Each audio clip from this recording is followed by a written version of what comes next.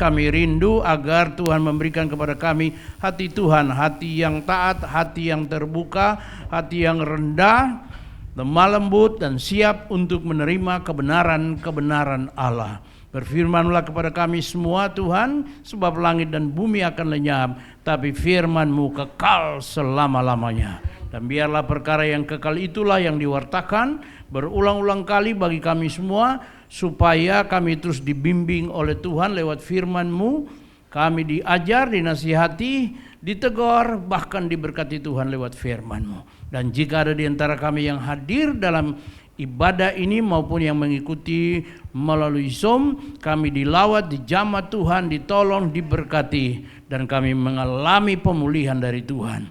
Urapi kami semua dengan urapan yang baru, dan biarlah Tuhan terus berbicara kepada kami semua, dan dalam nama Tuhan Yesus kami siap menyambut firman-Mu. Haleluya. Semua kita yang siap diberkati, sama-sama kita katakan amin, amin, amin.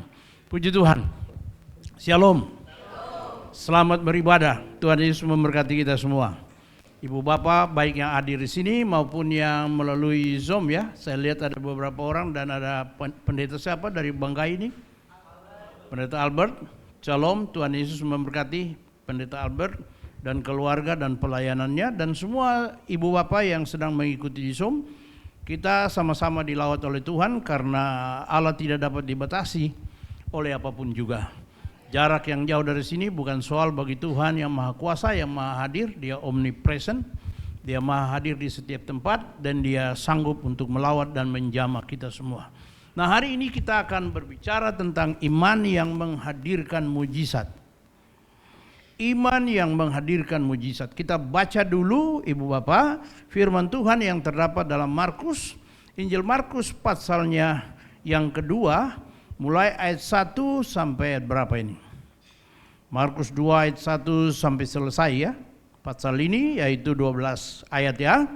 Kita baca sama-sama, baik bisa lihat melalui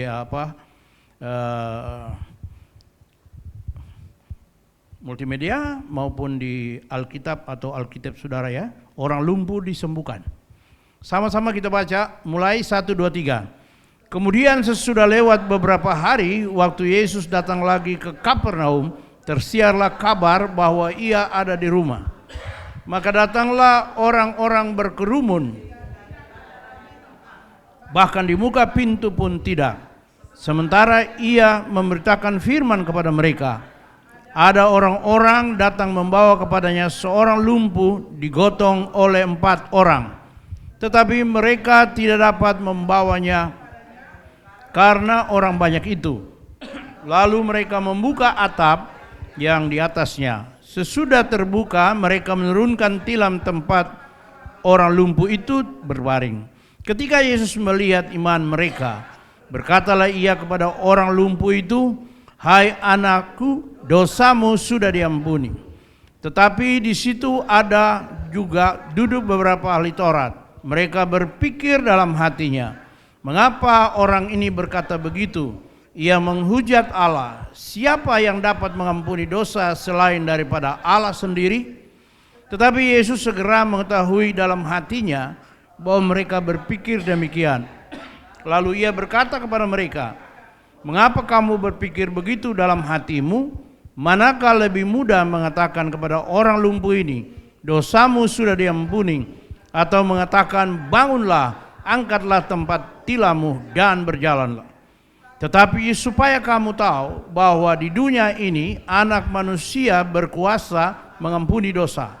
Berkatalah ia kepada orang lumpuh itu, kepadamu kukatakan, bangunlah, angkatlah tempat tidurmu dan pulanglah ke rumahmu. Dan orang itu pun bangun, segera mengangkat tempat tidurnya dan pergi keluar di hadapan orang-orang itu, sehingga mereka semua takjub lalu memuliakan Allah. Katanya, yang begini belum pernah kita lihat. Amin. Luar biasa. Itulah komentar dari orang-orang yang hadir di ruangan itu, di rumah itu pada waktu itu.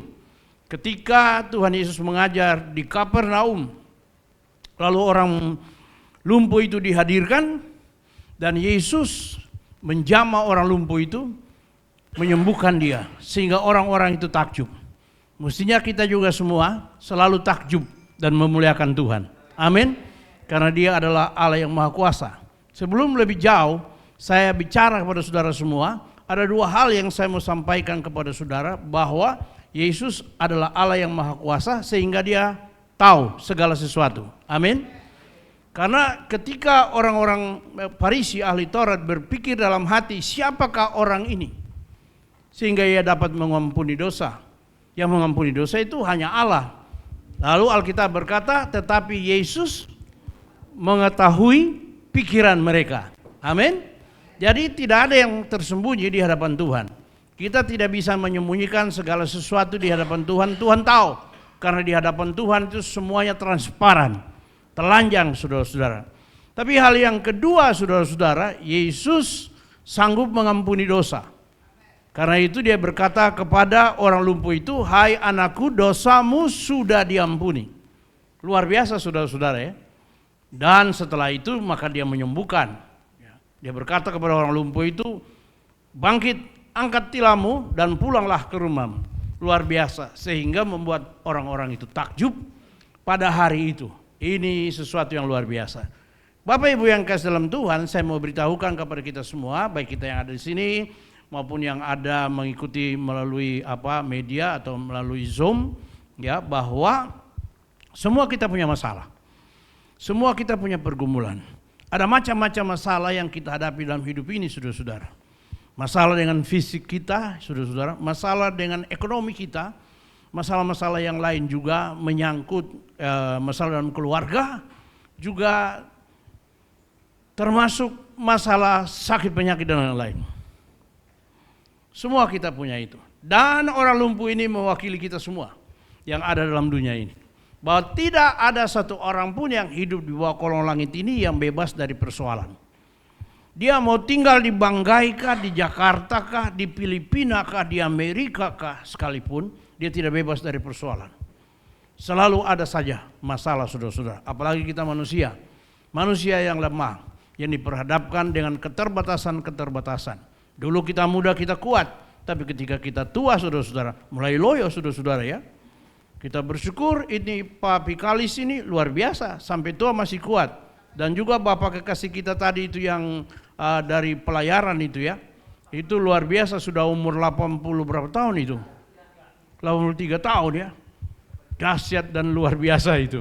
Ya, dulu sekolah pelayaran rupanya jurusan teknikal ya. Jurusan mesin toh? Ya, teknikal. Di pelayaran itu ada jurusan nautik, jurusan teknikal, jurusan juga itu semacam administrasi atau pengaturan dan lain-lain. Ibu Bapak, dan saya tahu sedikit tentang pelayaran karena saya dulu di Surabaya, sekolah juga pelayaran, saudara-saudara, di Sekolah Kemaritiman Surabaya. Jadi saya ambil jurusan nautik, saudara-saudara. Nah, Ibu Bapak yang kasih dalam Tuhan, dan Tuhan pakai ini Bapak ini sampai sudah pensiun pun masih tetap dibutuhkan. Puji Tuhan. Anak-anak Tuhan itu selalu diperlukan di mana saja. Karena anak-anak Tuhanlah yang dipercaya, saudara-saudara, sebab anak Tuhan selalu bekerja dengan sungguh-sungguh. Karena dia beriman kepada Tuhan dan takut kepada Tuhan, sehingga kerjaannya itu tuntas dan memberkati banyak orang. Selamat kepada Bapak kekasih kita ini yang tetap masih dibutuhkan. Puji Tuhan. Dan kita memerlukan anak-anak Tuhan di Republik ini seperti itu, saudara-saudara, supaya Republik ini makin maju. Karena kita lihat bahwa belakangan ini, saudara-saudara, banyak orang tidak bekerja dengan sungguh-sungguh. Jadi pejabat ya, jadi pimpinan tidak sungguh-sungguh, saudara-saudara. Bersyukur dengan presiden yang baru ini, presiden kita Pak Prabowo, di mana dia mulai menegakkan ya disiplin dan menumpas korupsi, saudara-saudara. Lalu sekarang juga mulai memangkas anggaran sedikit. Saya kira ada tujuannya dan ada maksudnya, saudara-saudara ya. Selain juga pangkas anggaran supaya bisa ada dana juga buat memberi makanan sehat, makanan bergizi. Tapi di balik itu juga ada tujuan tertentu, saudara-saudara, yang kita tidak mengerti. Hanya presiden saja yang tahu, Ibu Bapak. Puji Tuhan. Ya. Nah, karena itu lebih jauh kita mau bicara tentang tema ini, saudara-saudara ya, bahwa iman menghadirkan mujizat. Nah, sekarang saya jelaskan kepada saudara apa arti dan tujuan dari tema ini. Tema ini mau menjelaskan kepada kita bahwa ada berkat, ada kemenangan, ada mujizat yang dapat terjadi dalam hidup kita jika kita beriman kepada Tuhan Yesus Kristus. Amin. Jadi kita harus beriman kepada Tuhan, bukan kepada manusia. Dan mujizat itu sendiri adalah campur tangan Allah secara langsung pada sebuah peristiwa tanpa mengindahkan hukum-hukum alam, aturan main manusia, bahkan meniadakan teori-teori teologi sekalipun. Itu mujizat. Jadi kalau Allah campur tangan, tidak ada yang bisa, orang Indonesia Timur bilang tidak ada yang bisa pele. Tidak ada yang bisa menghalangi, itu maksudnya. Karena suka-suka dia, sebab dia adalah Allah yang Maha Kuasa. Tapi mujizat itu terjadi kalau kita punya iman. Karena tema kita bilang iman yang menghadirkan mujizat. Kalau begitu kita harus beriman. Amin. Mari katakan bersama saya harus beriman kepada Tuhan Yesus. Kasih kemuliaan dulu bagi Tuhan. Nah, Alkitab menjelaskan kepada kita definisi iman dari Ibrani pasal 11 ayatnya yang pertama.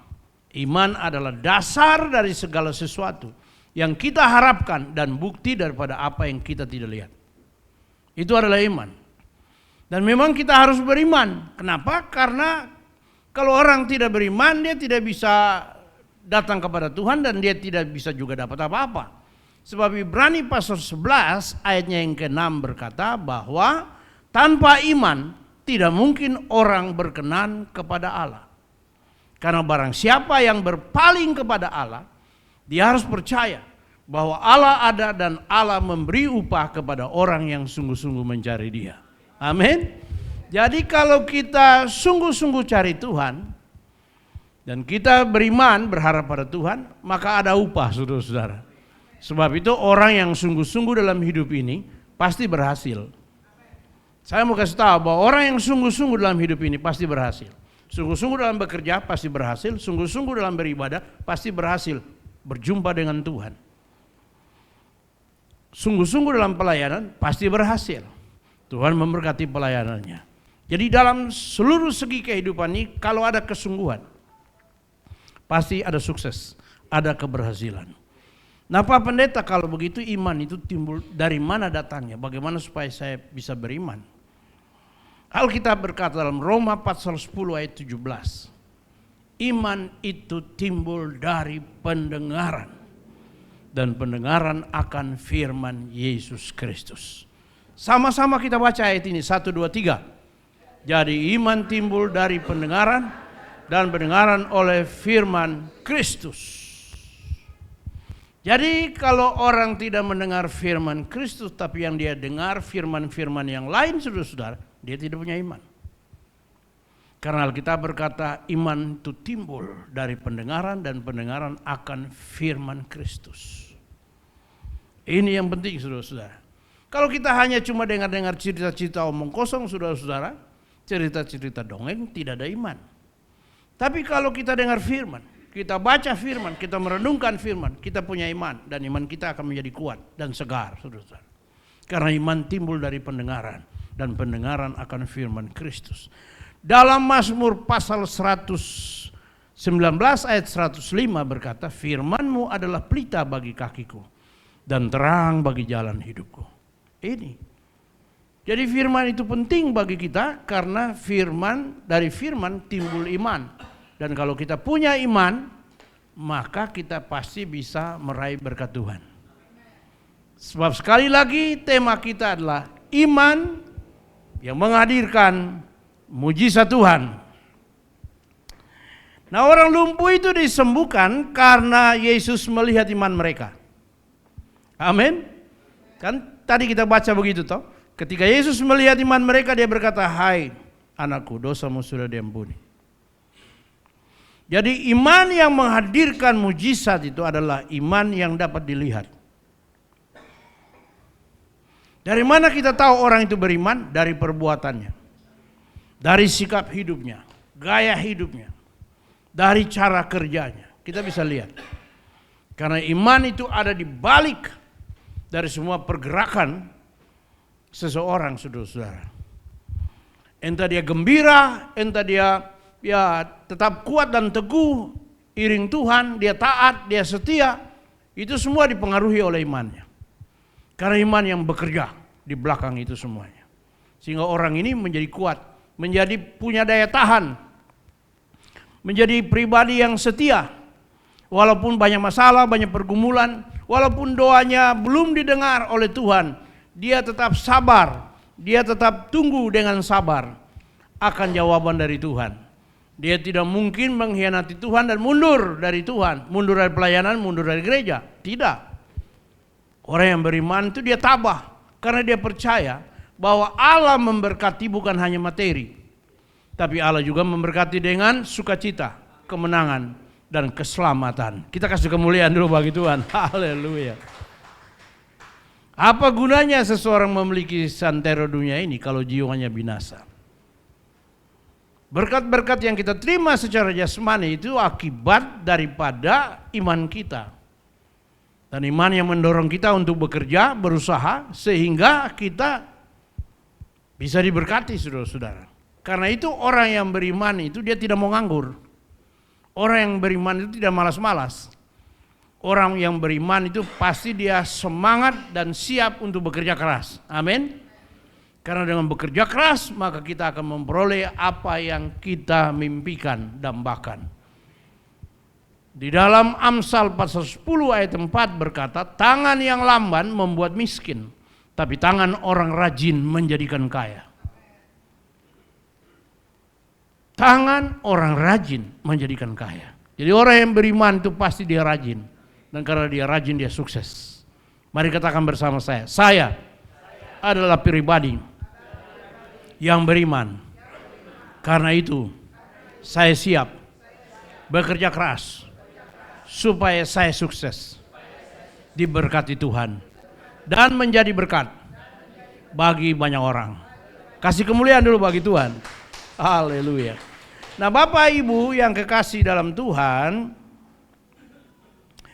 kita lihat saudara-saudara bahwa iman yang menghadirkan mujizat itu iman seperti apa? Saudara, tentu iman yang dapat dilihat. Nah, ciri dari iman yang dapat dilihat atau iman yang mendatangkan mujizat itu yang pertama, iman yang mendorong seseorang untuk datang kepada Yesus. Ini dia. Iman yang mendorong seseorang untuk datang kepada Yesus. Kalau dia tidak punya iman, tidak mungkin dia datang kepada Yesus. Berharap dan mengandalkan Yesus. Saudara-saudara, orang-orang yang membopong orang lumpuh ini, kalau di dalam ayat yang kita baca, 4 orang membopong dia kan, tapi banyak orang menyertai dan sudah tentu gantian, tapi memang yang bopong harus 4 orang, lalu gantian-gantian. Di Injil yang lain, orang-orang membawa orang lumpuh dibopong. Jadi kita tidak perdebatkan di situ berapa orang yang bawa dia. Yang jelas dibopong oleh 4 orang, tapi disertai oleh banyak orang yang terbeban dan percaya bahwa kalau mereka datang kepada Yesus, maka Yesus pasti menyembuhkan orang ini. Haleluya. Tapi sudah tentu bukan saja iman dari orang ini, iman dari orang-orang yang membopong dia, tapi iman juga dari orang yang sakit ini. Amin. Dia percaya, karena itu dia bilang, oke, bawa saya ketemu dengan Yesus. Saya rindu mengalami kesembuhan. Saya rindu mengalami pertolongan. Karena itu iman yang menghadirkan mujizat adalah iman yang mendorong kita untuk datang kepada Yesus. Berharap kepada Dia. Karena hanya Dialah penolong yang satu-satunya. Jangan harap manusia. Karena manusia tidak mampu menolong kita. Tapi datang kepada Tuhan Yesus. Dalam Yeremia pasal 17 ayatnya yang kelima, ayat yang kelima berkata begini saudara-saudara ya. Coba kita baca, ada? Ya. 1, 2, 3. Berfirmanlah Tuhan, terkutuklah orang yang mengandalkan manusia, yang mengandalkan kekuatannya sendiri, dan yang hatinya menjauh daripada Tuhan. Ya, ayat 5 saja. Ayat 7. Ayat 7-nya berkata begini. 1, 2, 3. Diberkatilah orang yang mengandalkan Tuhan, yang menaruh harapannya pada Tuhan.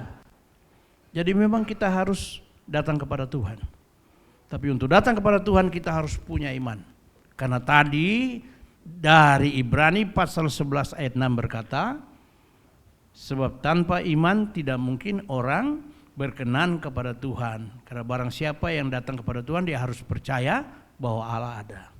Ini dia. Nah, Matius pasal 11 ayat 28 berkata, marilah kepadaku, kamu sekalian yang letih lesu dan berbeban berat, aku akan memberikan kelegaan kepadamu. Jadi Yesus adalah jawaban. Yesus adalah penolong. Yesus adalah penyembuh. Dan tidak ada yang lain. Haleluya. Itu yang pertama saudara-saudara ya. Ciri yang pertama itu ya. Lalu kemudian kita lihat yang kedua.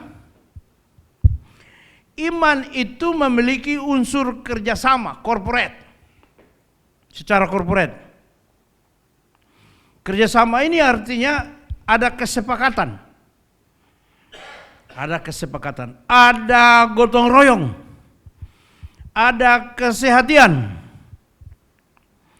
Sebagaimana hidup jemaat mula-mula ya, kalau kita baca dalam Kisah Rasul pasal 2 itu. Kisah Rasul pasal 2 ayat 41 dan 41 sampai 47, coba kita lihat ya. Kisah Rasul 2 ayat 41 sampai 47. Kita baca sama-sama. 1, 2, 3. Orang-orang yang menerima perkataannya itu memberi diri dibaptis, dan pada hari itu jumlah mereka bertambah kira-kira 3.000 jiwa. Mereka bertekun dalam pengajaran rasul-rasul dan dalam kesatuan, dan mereka selalu berkumpul untuk memecahkan roti dan berdoa. Maka ketakutanlah mereka semua, sedang rasul-rasul itu mengadakan banyak mujizat dan tanda. Dan semua orang yang telah menjadi percaya tetap bersatu, dan segala kepunyaan mereka adalah kepunyaan bersama. Sampai 4 berapa tadi? Terus satu ayat lagi. Dan selalu ada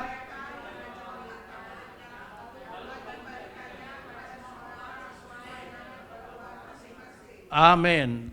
Satu ayat lagi 46. Dengan bertekun dan dengan sehati mereka berkumpul tiap-tiap hari dalam bait Allah. Mereka memecahkan roti di rumah masing-masing secara bergilir dan makan bersama-sama dengan gembira dan tulus hati. Jadi saudara lihat, itu yang dimaksud dengan bersama-sama, kesehatian. Jadi orang yang beriman itu pasti mau bergotong royong, mau sepakat, mau sehati. Kita akan maju kalau kita bekerja sama. Amin. Gereja ini tidak bisa dipimpin oleh satu orang saja dan dilayani oleh satu orang saja. Gembala memang perlu ada, tapi selain gembala ada orang-orang tertentu yang mendukung pelayanan. Amin.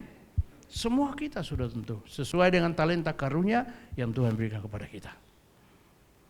Karena itu kita harus kerjasama. Tidak bisa membiarkan gembala sendiri, tidak bisa membiarkan juga pengurus-pengurus itu sendiri. Tapi kita harus bekerja sama. Itu menandakan bahwa kita percaya kepada Tuhan, bahwa ada mujizat yang akan terjadi kalau kita bisa bersama-sama, bergotong royong, sehati, sepakat. Ada mujizat terjadi. Dan kebersamaan ini saudara-saudara tidak seragam, karena saudara lihat musik yang harmoni, ya, sebuah orkestra yang harmoni itu tidak dimainkan oleh satu alat musik, tapi bermacam-macam alat musik dari berbagai bunyi saudara-saudara. Seperti contoh saja kita lihat dalam ibadah ini, ada drum, ada bass, ada gitar, ada juga keyboard saudara-saudara. Bisa juga ditambah dengan saksofon atau apalagi alat-alat bunyi yang lain, ibu bapak. Dan masing-masing punya fungsi sendiri, tapi ketika dipadukan jadi satu, ada kesehatan di sana, kebersamaan di sana, menghadirkan, menciptakan harmoni, menciptakan musik yang indah, yang kita bisa menyanyi dan berjingkrak-jingkrak, bahkan dalam lagu-lagu tertentu kita bisa tersentuh sampai kita menangis, saudara-saudara, merasakan bagaimana Allah hadir dan menjamah kita semua. Di mana ada kesatuan pasti ada berkat. Di mana ada kesatuan, di situ ada kemenangan. Haleluya. Yang ketiga, Ibu Bapak ya, yang ketiga, ciri yang ketiga itu adalah bahwa iman yang menghadirkan mujizat Tuhan itu iman yang siap berkorban.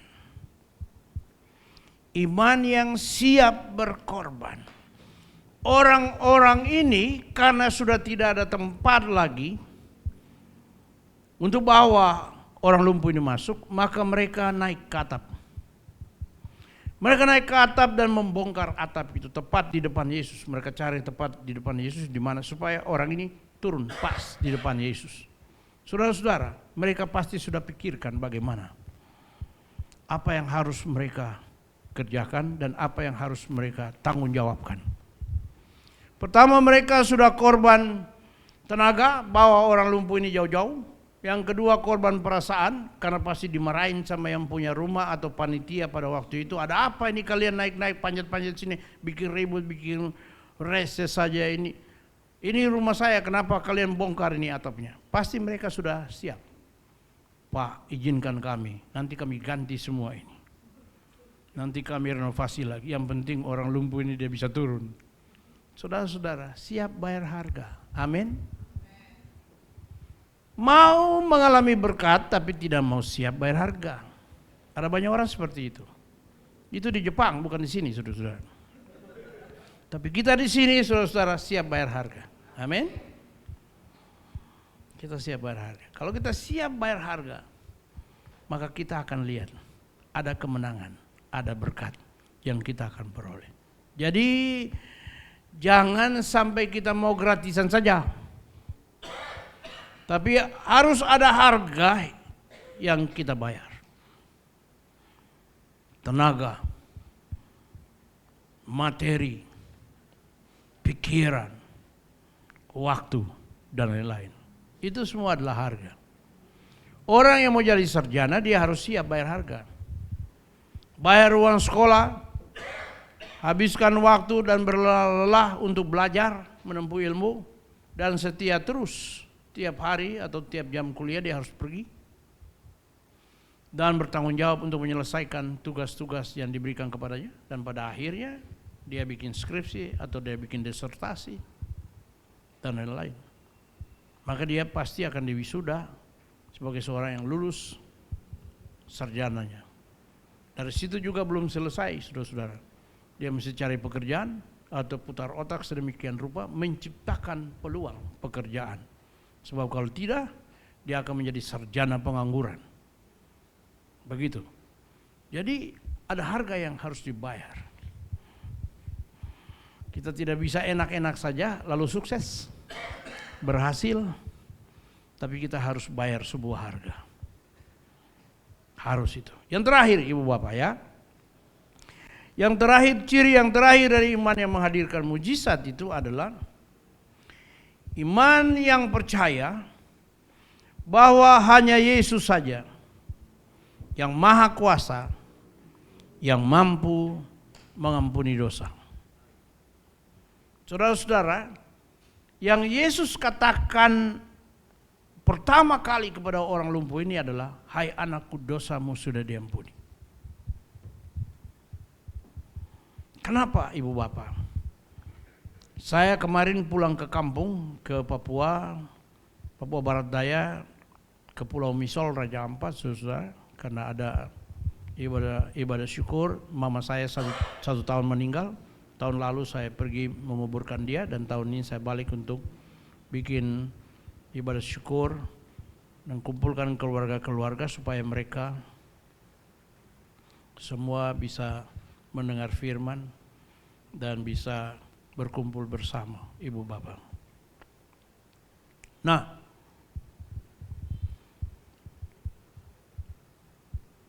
setelah acara itu saya masih ada 2 hari di situ, dan orang-orang di kampung itu banyak yang sakit sehingga mereka undang saya untuk mendoakan. Jadi saya datang ke rumah itu, sudah banyak orang di situ, semua sakit. Rumah itu penuh dengan manusia sampai hampir tidak bisa lagi ada tempat di ruang tamunya itu. Semua orang sakit itu di situ, macam-macam penyakit. Dan saya ingat saya sampaikan kepada mereka, ada 2 hal atau ada 2 penyebab orang sakit. Yang pertama karena melanggar hukum alam. Melanggar hukum alam. Hujan-hujan, gerimis atau hujan-hujan, kita main-main kehujanan. Pasti pulang bisa flu, pilek, masuk angin. Itu aki, air aki. Kalau saudara tidak mau beli air aki karena air aki saudara kosong dan kebetulan tidak punya uang untuk beli atau tempatnya jauh dan lain-lain, maka tunggu saja waktu hujan dan taruh aja ember di luar yang langsung tidak kena tiris rumah tapi langsung dari alam. Air itu bisa masuk dalam aki, dia jadi air aki. Bayangkan kalau dia jatuh langsung ke kepala kita, saudara-saudara. Maka bisa saja kita masuk angin atau flu, saudara-saudara. Bagi yang tidak kuat ya. Jadi bisa saja karena kita melanggar hukum alam, kita bisa sakit. Hukum alam sudah ada. Kau kalau lewat ini tidak pantang ini, pasti jadi. Begitu ya. Yang kedua ya karena dosa. Dosalah yang membuat manusia sakit, saudara-saudara. Dan Yesus melihat itu, karena itu Yesus berkata, dosamu sudah diampuni. Ahli Taurat orang Farisi berpikir, siapa orang ini? Yang mengampuni dosa itu hanya Allah. Tapi Yesus tahu. Dan Yesus berkata, mana lebih mudah? Berkata dosamu sudah diampuni, atau angkat tilammu dan berjalan. Sebenarnya Yesus mau mengajar ahli Taurat dan orang Farisi. Seseorang untuk menerima mujizat dari Tuhan, dia harus diampuni dulu dosanya. Kalau dosa sudah diampuni, dibereskan, maka mujizat bisa terjadi. Amin. Karena itu dia berkata kepadamu, aku berkata, angkat tilammu, bangkit, pulang. Luar biasa saudara-saudara. Dalam surat Yakobus pasalnya yang ke-5 ayat, coba lihat ayat 14. Yakobus ya, sebentar. Ini karena saya tiba-tiba saja ingat ini. Ayat 14, 15, 16 ya, kita baca 1, 2, 3. Kalau ada seorang di antara kamu yang sakit, baiklah ia memanggil para penatua jemaat supaya mereka mendoakan dia serta mengolesnya dengan minyak dalam nama Tuhan. Dan doa yang lahir dari iman akan menyelamatkan orang sakit itu, dan Tuhan akan membangunkan dia. Dan jika ia telah berbuat dosa, maka dosanya itu akan diampuni. Dosanya akan diampuni. Ada tambahan lagi 1 ayat 16. 1, 2, 3, karena itu hendaklah kamu saling mengaku dosamu dan saling mendoakan supaya kamu sembuh. Doa orang yang benar bila dengan yakin didoakan sangat besar kuasa. Inilah beberapa kebenaran, ciri dari iman yang menghadirkan mujizat. Saya tidak tahu apa masalah pergumulan yang saudara sedang hadapi, tapi kalau saudara punya iman, saudara akan tetap bertahan. Bahkan bukan saja bertahan, saudara pasti mengalami berkat dan pertolongan dari Tuhan. Selamat berjuang. Tuhan Yesus memberkati saudara semua. Amin, amin, amin. Mari kita bangkit berdiri bersama-sama dan kita berdoa. Haleluya. Kita naikkan satu pujian kepada Tuhan.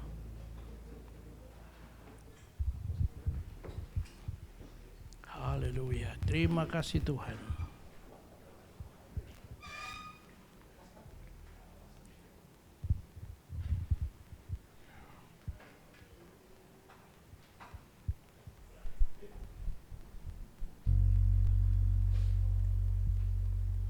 Tak terbatas kuasa-Mu Tuhan.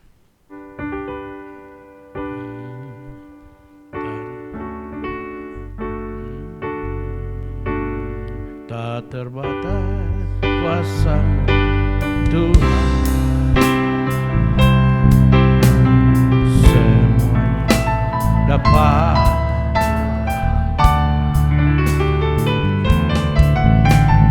Apa yang kelihatan mustahil bagimu, itu sangat mungkin bagiku. Sekali lagi, tak terbatas. Terbatas kuasa Tuhan. Semua dapat Kau lakukan. Apa yang kelihatan mustahil bagiku, itu sangat bagi.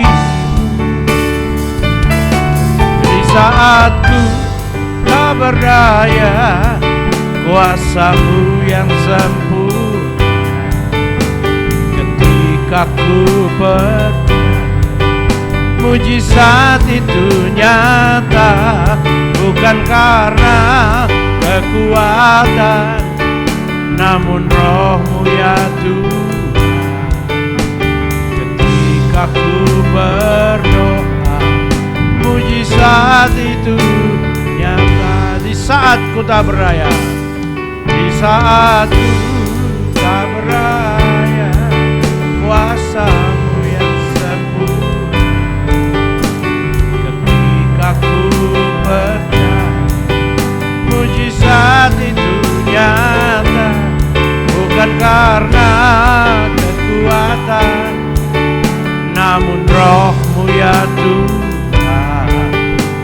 Ketika ku berdoa, mujizat itu nyata. Ketika ku berdoa, ketika ku berdoa, ketika ku berdoa, ketika ku sekali lagi ketika ku berdoa, mujizat itu nyata.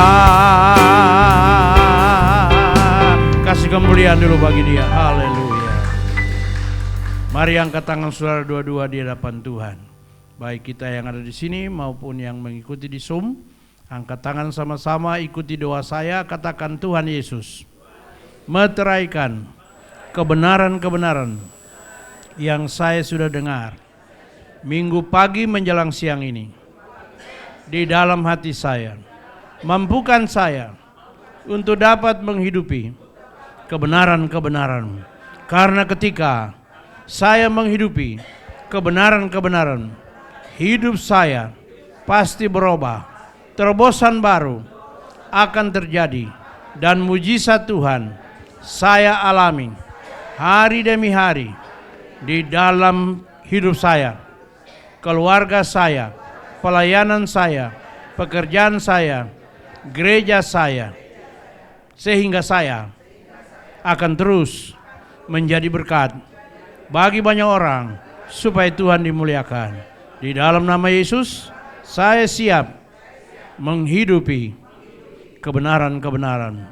Haleluya. Sama-sama kita katakan, amin.